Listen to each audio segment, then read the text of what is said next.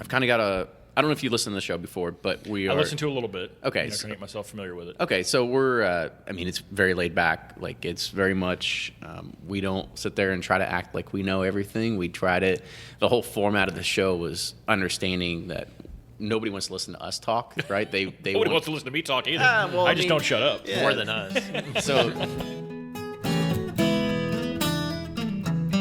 this podcast of the Bourbon Pursuit is sponsored by the folks at thewhiskeywash.com, a lifestyle website for people who always make sure they have whiskey in their life. Not because it gives them style, but because it gives them life. Thewhiskeywash.com. Welcome back to another episode of the Bourbon Pursuit podcast. I'm Kenny, and I've got my co-host Ryan here with me. So, Ryan, I got a quick question for you. You had an opportunity to pick out a barrel of Four Roses not too long ago. Tell the listeners what your experience was like.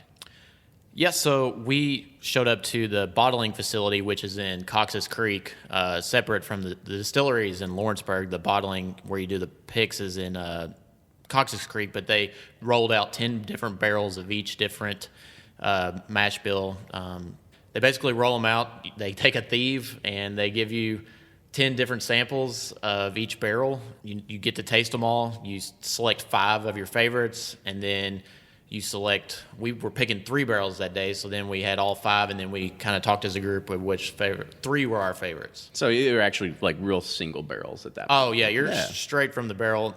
I think because the one we really loved, I guess a lot had lost to evaporation or a leak in the barrel, and they said there was oversampling. There was only going to be like 10 or 12 bottles in that barrel, so they weren't going to allow us to pick it. But no, it was a really cool experience, so I'd recommend it for.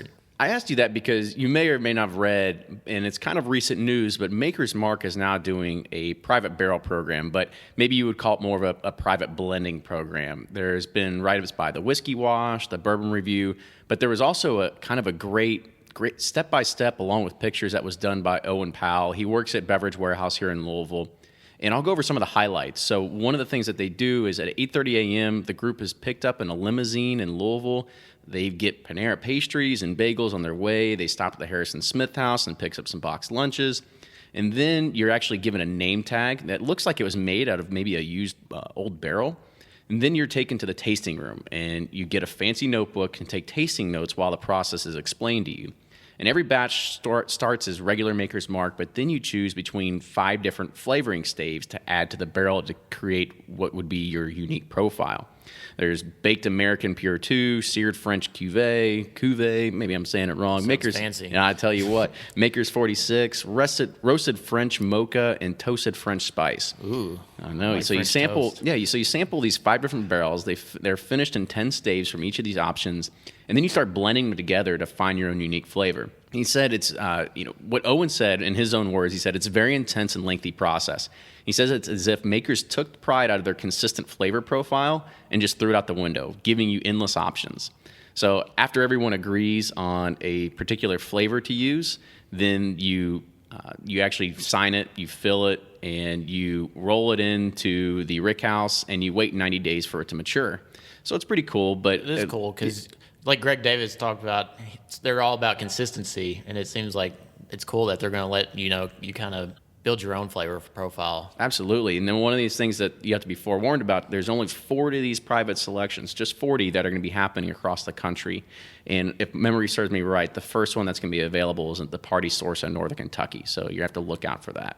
Be on the lookout. Yeah, so with that, it's a good thing to kind of keep that Maker's theme going here. So today, we're going to introduce Brian Gelfo. Brian is what you would call a Maker's Mark ambassador extraordinaire. So Brian, welcome to the show. Thanks for having me.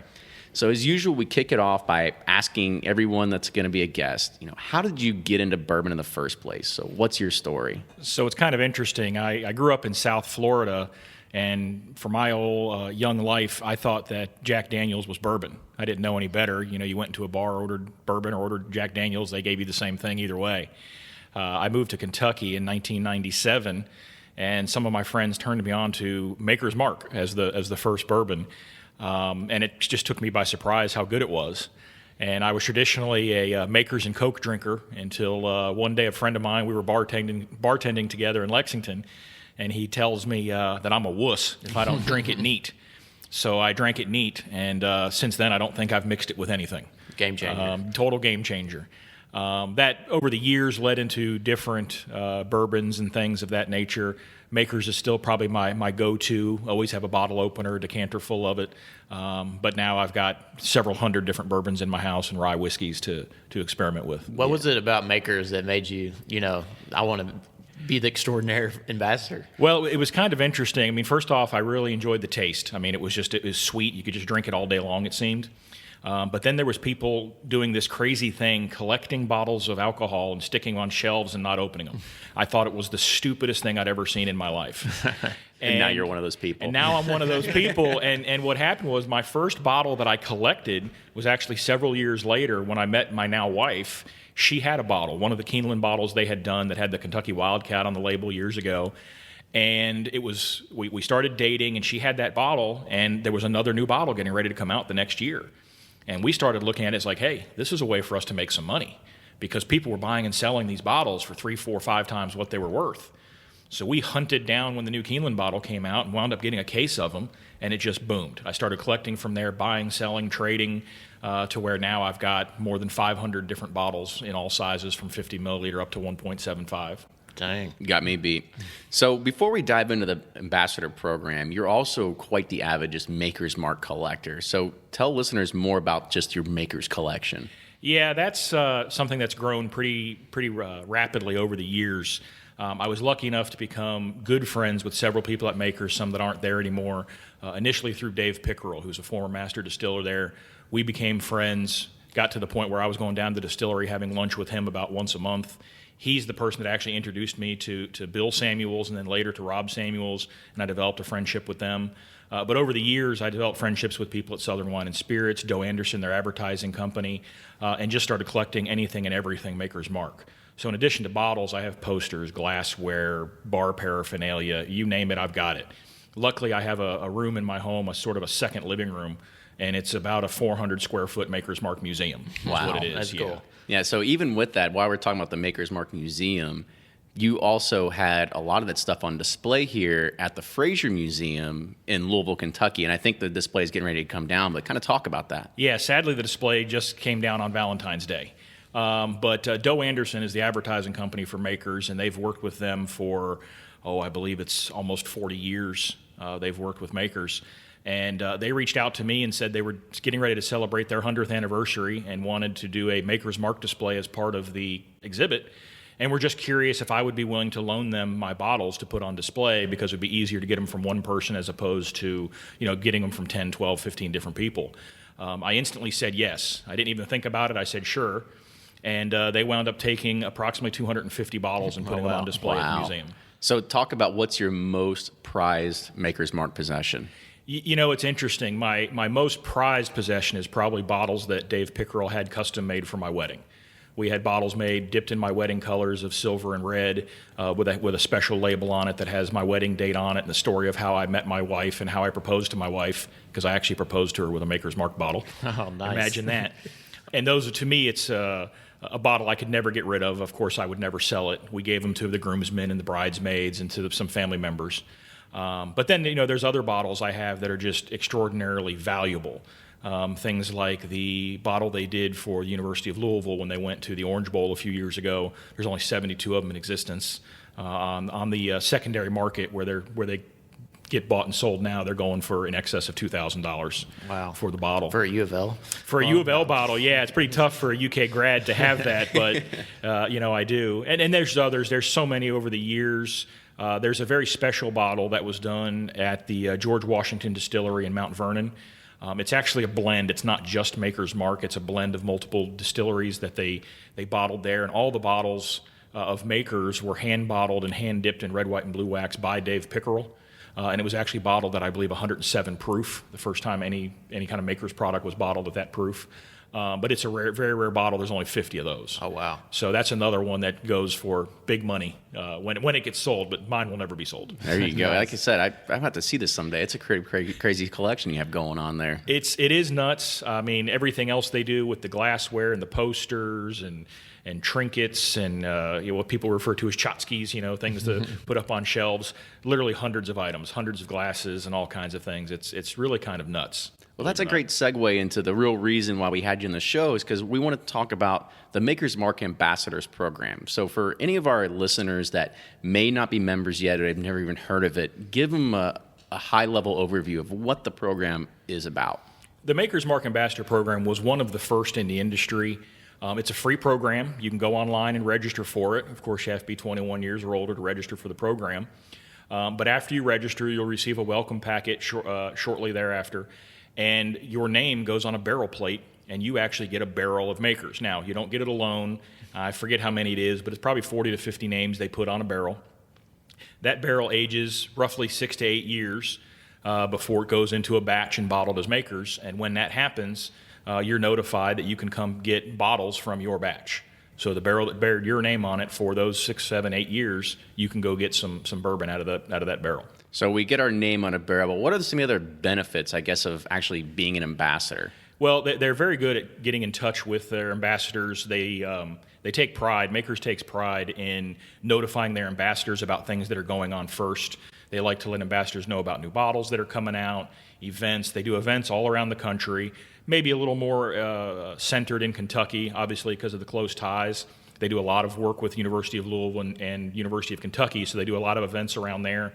And they'll make them open almost always for free to ambassadors when they do these ambassador events. There are other events, depending on what they are, where they have a fee form and things of that nature, but those are usually a little different. Do they still send pretty cool Christmas gifts? They still send some pretty interesting gifts out every year. Some wax coasters? Well, over the years, there's been wax coasters, there's been wax stamps, there's been ice cube spheres, several different bottle scarves and sweaters, cocktail mixers, wrapping paper. They even sent out gift boxes, like comedic gift boxes for like fruitcake and things like that you could put gifts in and give out. So yeah, they do a lot of things, and usually at the events that they have, they're always giving away pins and shirts and glasses and things like that, and really keeping people engaged. I was about to say, that's one of the things that you really find out. This is kind of a very successful program, right? Because it does keep people really engaged to it. It keeps them really loyal to the brand. It's been one of the, I think, in my opinion, probably one of the most successful marketing ventures to this day, not just because it's bourbon, but I mean in regards of just having something that's iconic, right? The red wax is very iconic, and when you put that red wax on top of something else, you're kind of like, okay, I kind of want that too, and I need to put this somewhere. I've got to be able to have this to be able to show off. Absolutely, and there's marketing genius behind Maker's Mark, and that's really helped them. I mean, other than putting out a good product, the marketing genius, the creative advertising they've used, the different waxes and specialty bottles and fundraising, but they really try to drive that home with the ambassador program and make the ambassadors feel like you're part of the family. And I think a lot of other distilleries and companies are trying to copy that.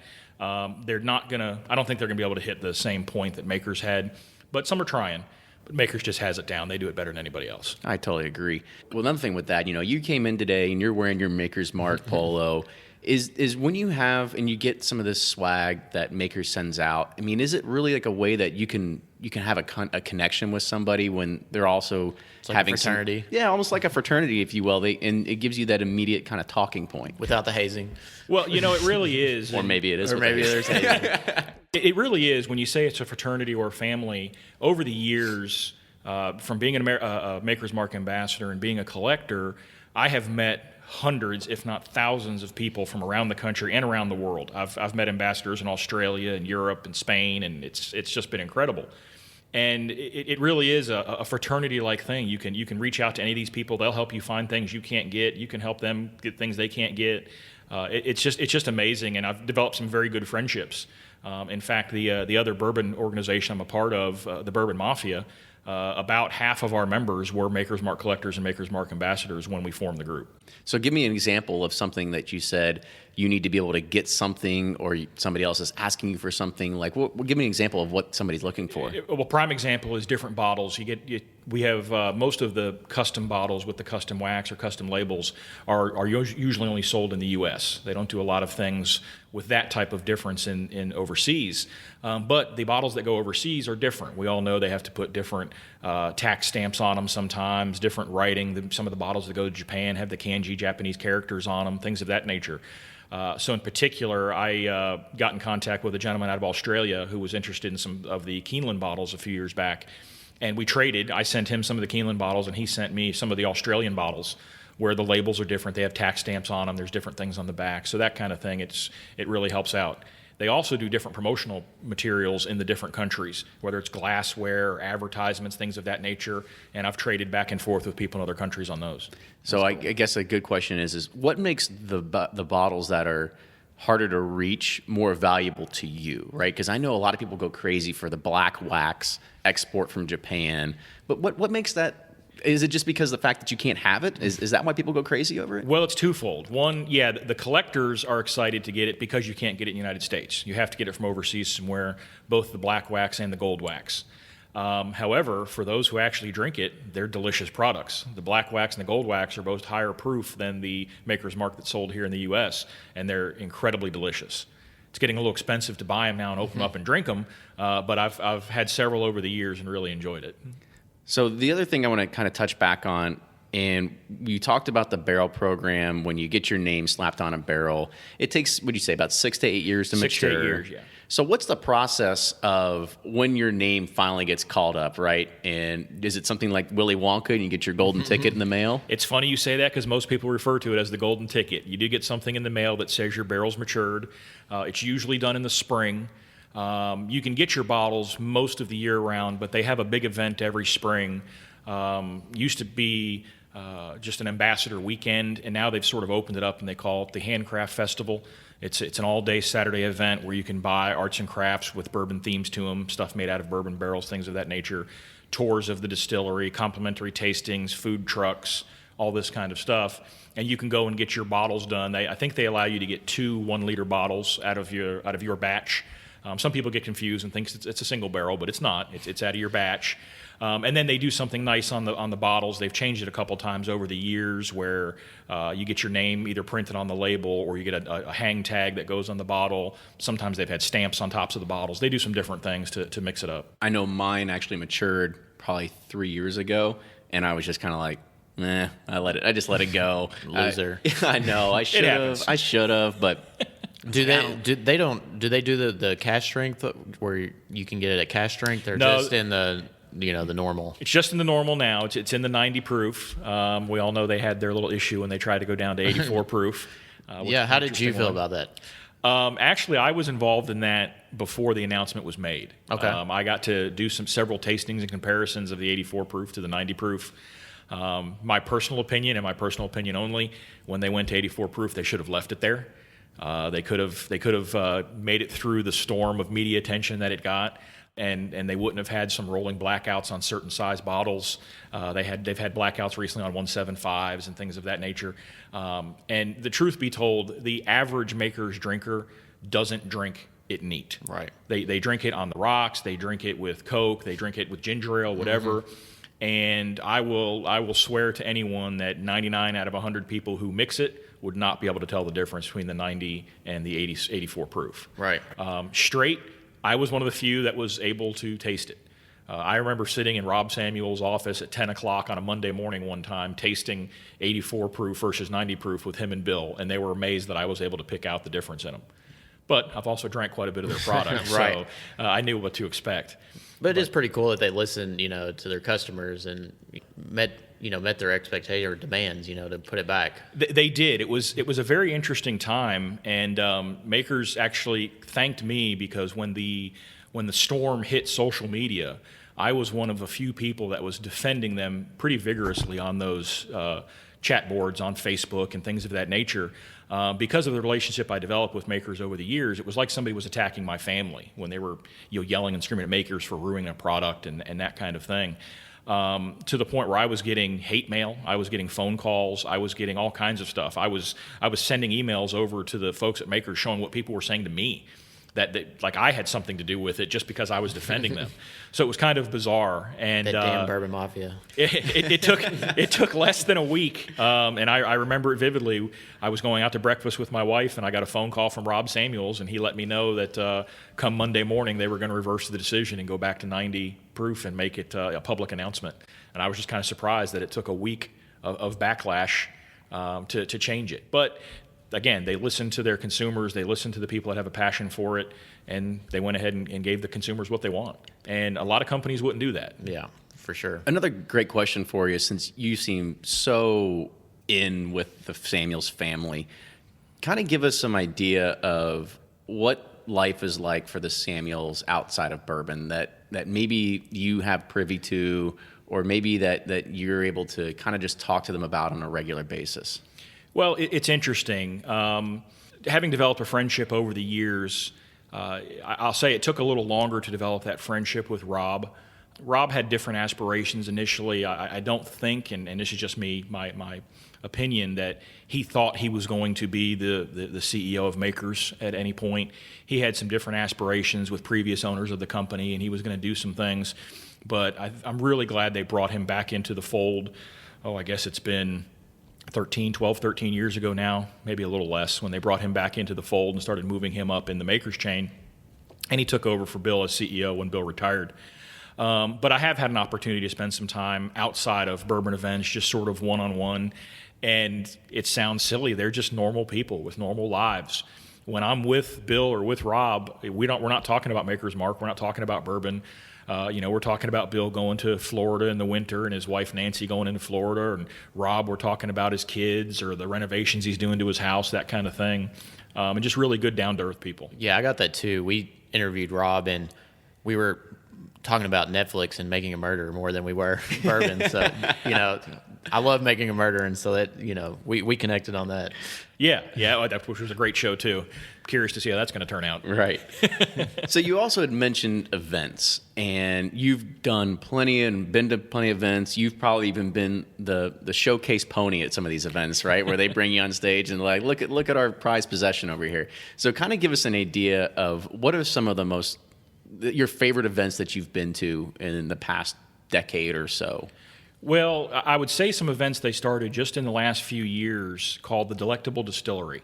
They do it during Bourbon Festival Week, and it's a fundraiser for an organization called Apron, which I'm not sure if you all are familiar with Apron, but it helps out people in the service industry, whether it's bartenders, waiters, waitresses, restaurant managers, things of that nature, if they come across hard times. There's been bartenders who've had a house or an apartment burned down, and Apron helps them out and get them back on their feet. Well, Makers does an event at the distillery, and it's an evening walking tour of the distillery with cocktails and different food from chefs, restaurants like Corbet's and Ceviche and things of that nature. And you get to walk around. It takes about 2 hours, and it's just organized perfectly. It's limited space. It is an event that you do have to pay for, but you're making a donation to Apron. They give 100% of the proceeds to Apron every year. That's one of the best events they do.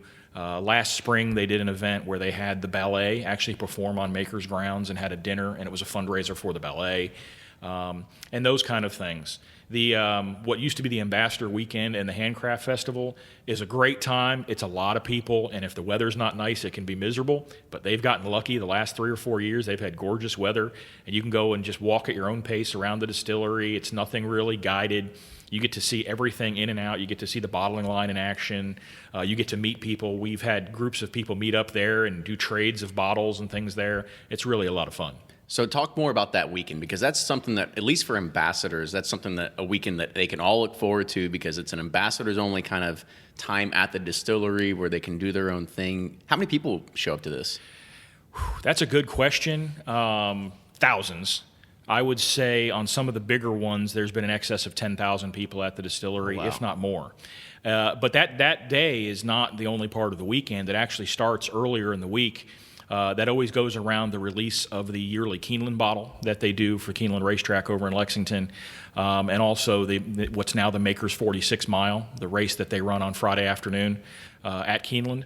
And they offer free tickets or discounted tickets, I can't recall, to Maker's Mark ambassadors, so you can sit in a Maker's Mark ambassador section at the track for the race. I think you get the free tickets. I have gotten a free ticket here or there. Not us. They also have a bottle signing in that morning, so it's really an all-day event. I mean, there's been times where I got to the track at 3, 4 o'clock in the morning to wait in line to get my bottle signed by whoever it was honoring that year, and then stayed at the track all day, went to the races, and then afterwards they used to have it's amazing. amazing how you get that adrenaline and keep going all day. But in years past, they used to have a big sort of street party in Lexington. Unfortunately, for some various reasons and probably budgetary concerns, the street party has been eliminated the last couple years. But it was really just an all-day Maker's Mark Ambassador blast. I remember the street parties. We were talking about this a little bit before we started recording because this was back when I was fresh out of college. I think I was just 1 or 2 years post-grad. Maybe it was in the senior year because I'm pretty sure I signed up for the ambassador program like my junior year or sophomore year. As soon as I had 21. As soon as I had 21, yeah, I went and signed up. And because in Lexington, they used to have pretty much a whole block party. They would have a tent, a massive tent that would cover almost a square block in this massive parking lot. And they would have bands come in. They'd have food. I think pours and makers were only like $2 or $3.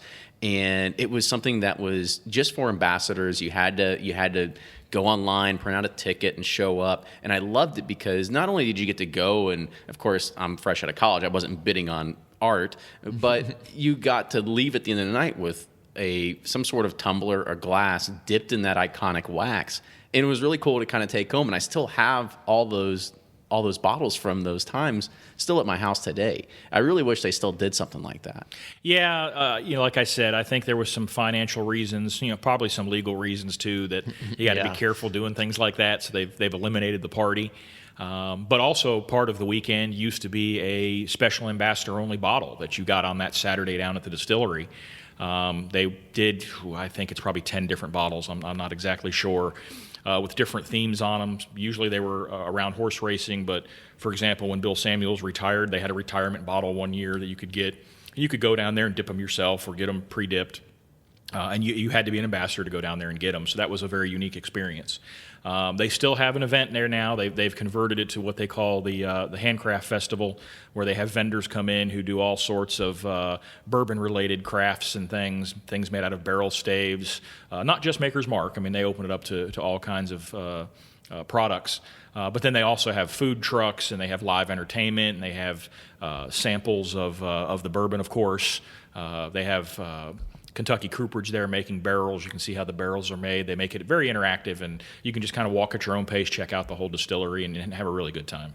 So I guess the last question for that is, what's the most, I guess you could say, something that you've been given or get as an experience or something that's tangible as a Maker's Mark ambassador that you prize the most?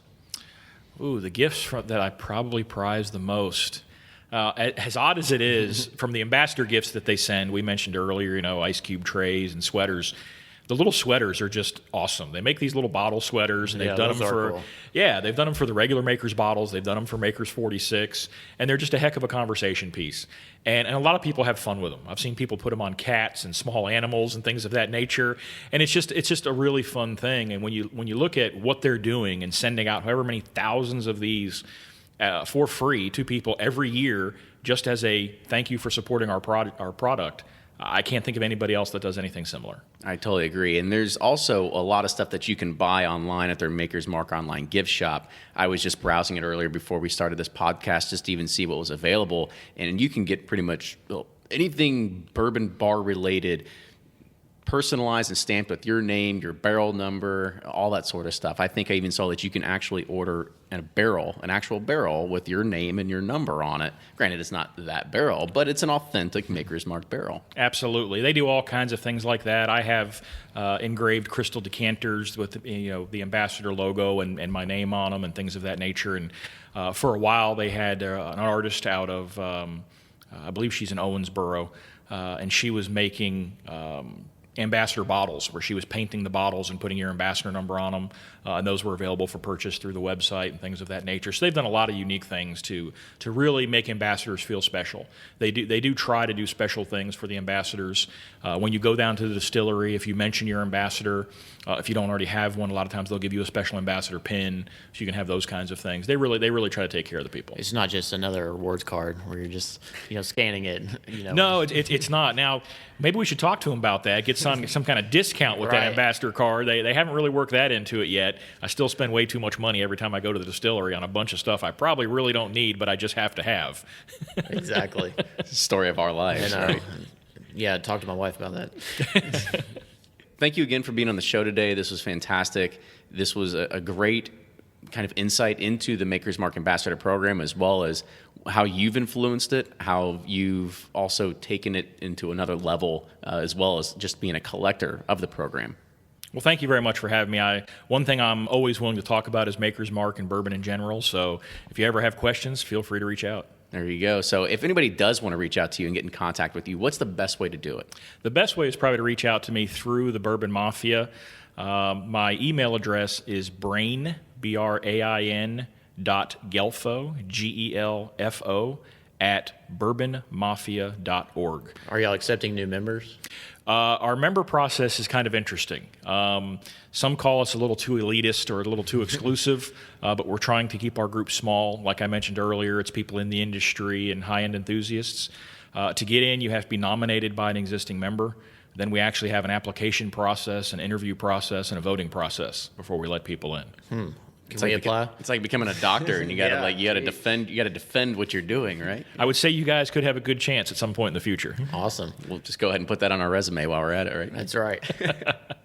Definitely appreciate you coming and spend the time with us, talk about the ambassador program. Like you said, Makers has taken it to a whole another level. Like other distilleries have tried to do, a type of program to keep their fans engaged, but Makers definitely takes it to that next level and makes you feel truly special.